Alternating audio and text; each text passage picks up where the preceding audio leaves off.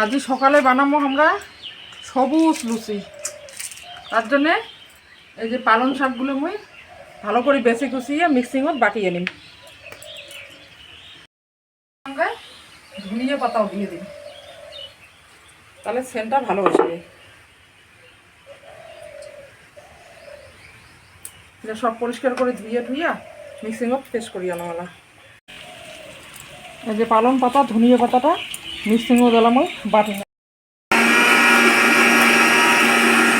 সবুজ লুচি বানানোর জন্য আটা মই নিছো, আর এই যে পালং শাকটা মই বাটি আনলো। এটা আটাটা প্রথমে একটু লবণ দেন, এখানে দেন খাওয়া সোডা, ওখানে দেন তেল।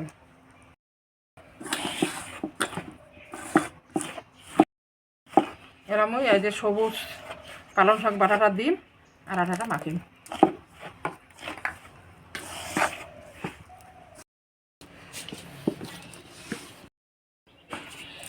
এই যে দুটা মুই নরম করে মাখিয়ে রাখি দিলাম, এলা যে আঁকাটা ধরা অবধি এটা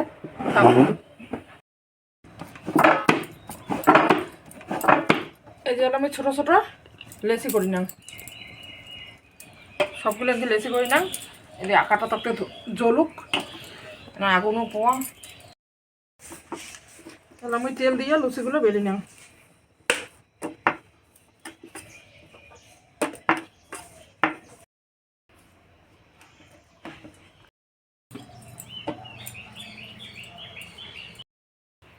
এই যে এলা সবুজ লুচি ভাজি,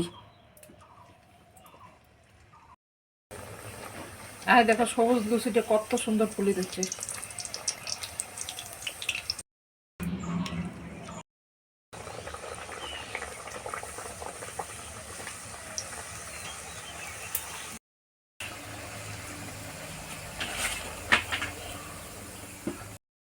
এই দেখো কত সুন্দর ঢাকের মতো ফুলতে, দেখছেন তো? যে এই মতো করি সবগুলো এলা ভাজি নাও, দেখছেন তো? এলের নাম হচ্ছে সবুজ লুচি।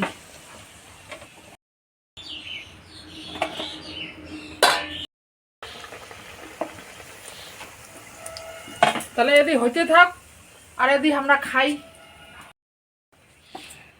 কেমন হচ্ছে সবুজ লুচিটা দেখো।